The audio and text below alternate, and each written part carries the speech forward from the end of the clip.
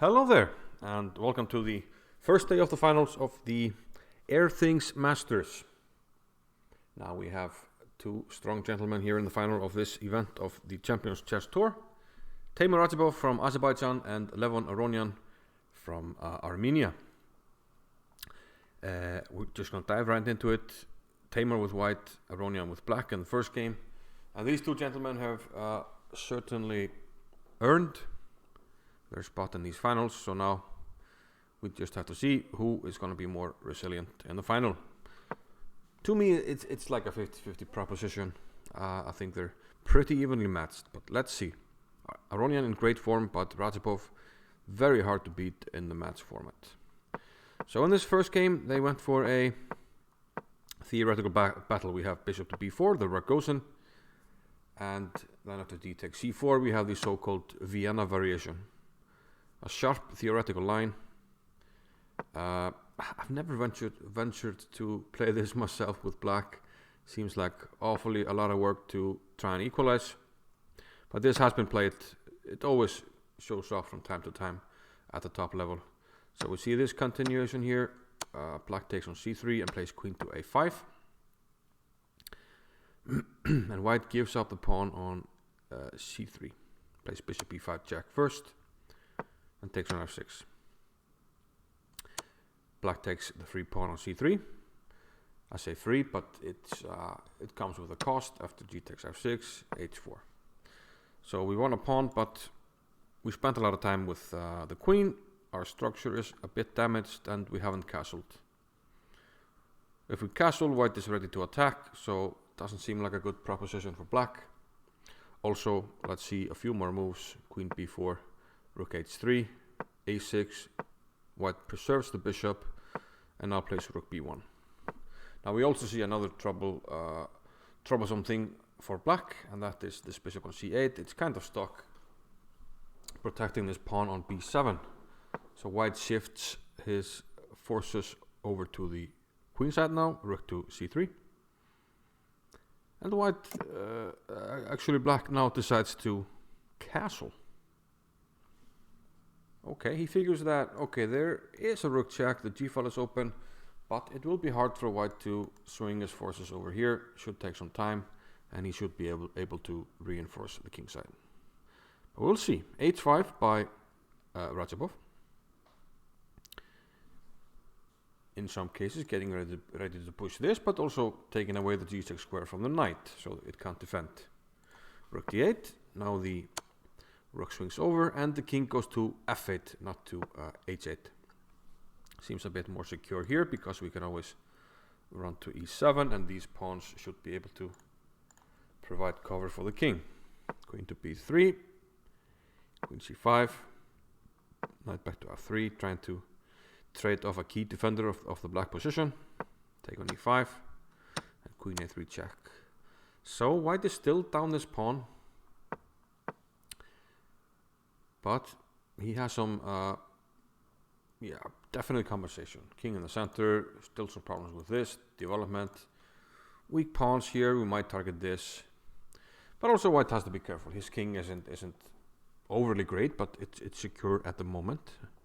For the time being at least. Queen d2, queen c5, avoiding the queen trade. So black wants the queen trade, white does not. So we see them shuffle a bit here before black finally decides, okay, bishop d7. I'll give up the pawn on b7 and try to activate my rooks. So that's what happens. White took the pawn, so now we have equal material. Rook c8, queen b2, and queen to e5. Still white avoids the trade. And now takes on a6. And this looks like should be a bit tricky for black. He is down a pawn. White has a passed a pawn. So a tough defense ahead here for black, but rook c5, attacking the pawn. Long story short, Aronian was up to the task. King g7, the king comes over. Rook b2. It's still pretty hard to get this pawn rolling, and Aronian was able to fortify his defenses. Bishop c4, rook c8, and after a trade-off here, he got the pawn on a2, and now it's At that draw, the king simply comes back to defend the pawn. 4 against 4 on one side, and it is, well, in most cases, it's a draw, unless one side blunders horrendously, which is not going to happen at this level. So on to game number 2. Game number 2! And now we have Aronian with the white pieces, and he opens with pawn to e4, and we have the Sicilian defense.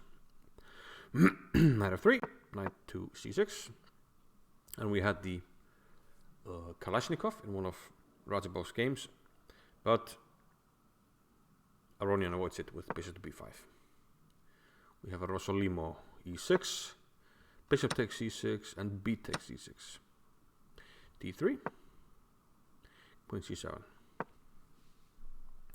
So black in some cases wants to play e5, d6, built up like this. White castles, knight e7 and h4. Once again, we're seeing these flank pushes after e5, h5, d6, knight h2, avoiding bishop to g4 for the time being. And now black decides he does not want to allow white to push, so he pushes h6 himself. And now we have f4. Takes, and g5, very, very aggressive here by Radjabov. Bishop goes back to d2 and bishop to g7. We once again see Aronian employing kind of a dark squared strategy. He wants to trade off the bishops and try to control the dark squares with his knights. We saw him execute that beautifully against Nakamura in many positions.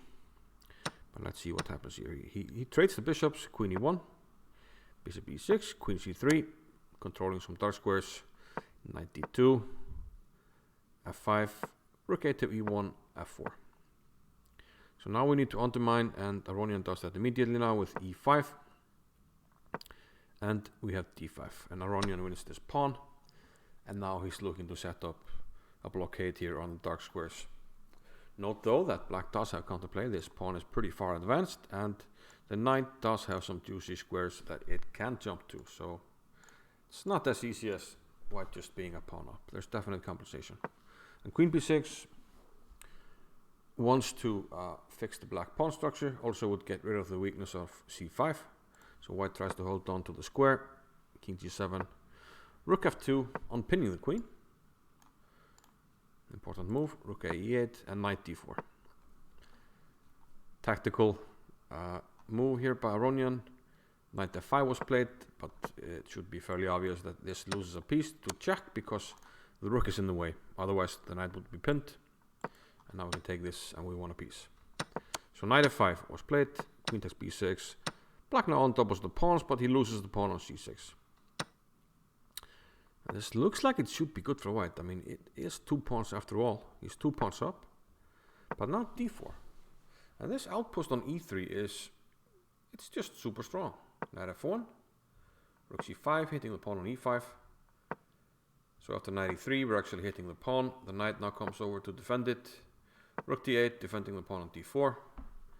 a3, and now knight g4. Knight comes back, and knight e3. So white needs to find the move here to continue. But Aronian didn't. He's up 2 pawns, but it's very difficult to find a way to continue. And he played rook f2, and we had this repetition. And the draw was agreed. Yeah, despite being up these 2 pawns, the computer doesn't give it as much for white. So very unusual positional compensation that Radjabov found here, and this secured him a draw in game 2. So we're going to move on to game number 3 now. And again, Radjabov with white. And we go to this position. Same as in game 1. Exact same moves. Except in game 1, Aronian castled. Here, he played bishop d7. So 70 moves, exactly like in game 1, here in game 3. But here, Aronian decides to give up the b7 pawn immediately. He eventually had to give it up in the other game, but here he decides to play bishop d7, give it up, and then castle. Just go immediately for after f4 knight g6, and g3, which was forced because of these attacks. We had to defend it. But now black can go for his idea to get counterplay on the b file. Rook after b8. So takes. Knight b3. Queen to b4. Rook c4. Queen back to e7. So equal material here. Optically white looks slightly better, but black is reasonably active. I mean, this knight is not doing great, so it comes back to f8. And for the time being, black looks solid enough, but I think most people would prefer white here. But Aronian manages to trade off a pair of rooks here.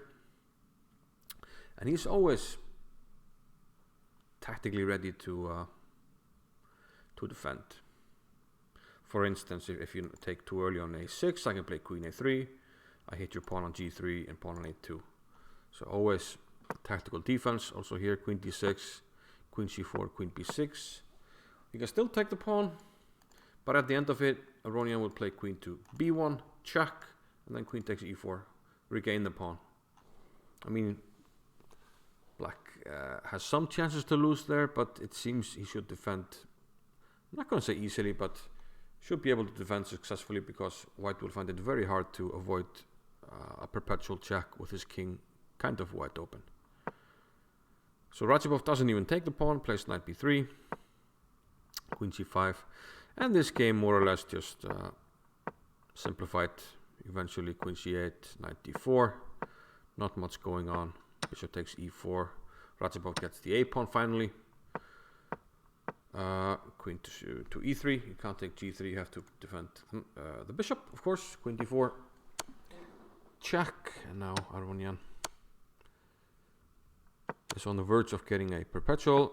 Not just yet, knight c5, but now gets the pawn on a2, and it's on white now to get a perpetual. Queen c3, king g8, and a draw was agreed. Black can of course play f6, but that just opens up the 7th. We're going to give a check if the king goes up. Queen probably goes to the 8th and gives checks from there. And no way to win this for Aronian. So another draw, 3 games, 3 draws. So we move on to the 4th and final game of the day. And Aronian with white. So can he make something of the white pieces? If he can, he takes day 1. If it's a draw, day 1 is drawn. But okay, black can also win a chess game. But can you win a chess game if we go e4, e5? The Ruy Lopez, Spanish, and the Berlin. It's pretty clear that black is just playing for... I'm not going to say playing for a draw, but he's playing very solidly, and he's happy with a draw. Knight f5. We have the so-called Berlin Wall, which should be familiar to most chess players. Was made famous by Vladimir Kramnik when he dethroned Garry Kasparov. Kasparov was unable to break down the Berlin Wall, this particular queenless middle game. And I mentioned in a previous video that some of the top players have kind of stopped playing, trying to win against this. They've gone for anti-Berlins, they've gone for the Italian Giocopiano. But MVL and some others still try to play this from time to time. And well, here we have this Berlin Wall, g4, knight e7, knight comes into g5, hitting the f7 pawn. Radjabov defends, f4. So this is usually what white aims to get, to push these pawns. So looks like a decent version here for white. Knight c3, b6, f5, knight c6, and bishop to f4. And here, yeah, the first curious moment of this game. Aronian plays king f2. Computers preferred e6, and white seems to have a little something if you do that. If you take, white is quite happy after knight takes e6. You kind of have to take it, and white is doing quite well with some dangerous pieces. And if you play f6, it just looks very ugly. e6, f6, something like this. We do give up this pawn, but this is very difficult for black. And perhaps Aronian remembered some lines where white does play king f2. For instance, here it's very difficult for black. The knight d5 is coming. If you try to block it, b4, and this is very strong. Takes, there's even this. And black's position is just crumbling. This is +4 or 5 according to the computer. So Aronian definitely aware of king f2 being an idea and played it here immediately. Radjabov first pushed the knight away, and now he took the pawn, which was offered by Aronian. So white gets active pieces indeed. I mean, the rook is here. He's eyeing at some stage to open perhaps the c file, rook on the d file. Bishop is menacing, some chances of coming here, and some chances of pushing these pawns. Preferably e6 probably. So we have this a3, knight back, and knight into d5. Knight d7, Aronian wants to avoid the trade, goes back to e3. And Radjabov kind of offers him to repeat the position. But Radjabov, Aronian, he says no, and plays f6. Which the computers don't like, but it has a clear idea. The idea is to play against this bishop. This bishop is not coming out. On the other hand, this bishop is now loving life, and Radjabov immediately played bishop d7, b4, now g5, and this is just so you don't have to calculate any line opening moves on the king side. Bishop e6. So black is just trying to hold on to this extra pawn. I mean, white can't really take on c5. Bishop takes back. The bishop gets out, and eventually black will be able to free this bishop. And when he can, he's just going to enjoy the extra pawn. So now a5, strong move, putting big pressure on the pawn on b4. Again, if you take this, bishop takes, and if you take this, knight takes. Eventually, this move comes in, and the bishop is free. So it looks like black is successfully navigating this pressure. He's a pawn up, and seems like white is not finding enough for it. And this move c4 simply looms. c6 now first, takes, knight takes, king e2, knight b4. Now this is also a weakness, and black is simply just taken over here. We have a rook trade, knight to d5. Rook a3, and finally this pawn is moving now, pawn to c4, and this means the bishop is free. Aronian tried to, get a little something, protect the passed pawn in exchange for this bishop getting out, but black also has a very strong pawn here on c4, and an extra pawn. Add to it that this knight now jumping to b4 is very active, and a weak pawn on a4, and this is simply too much. We have rook e8, knight c2, and now knight c5, and this is going to drop. And with it, Aronian's hopes on day one. Rook e6, we're going to pick up a pawn here. So now black is up 2 pawns, and Aronian decided to end the suffering here. Another pawn is dropping, and if you go here, and we take, and this pawn drops. Too many pawns, Radjabov wins.